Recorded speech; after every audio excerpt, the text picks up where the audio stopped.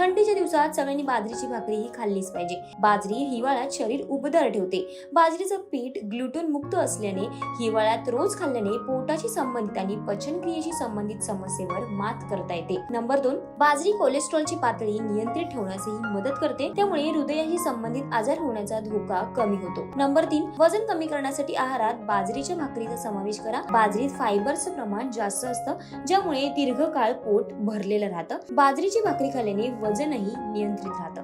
Number 4, पचनक्रिया चांगली राहण्यासाठी बाजरीची भाकरी फायदेशीर ठरते।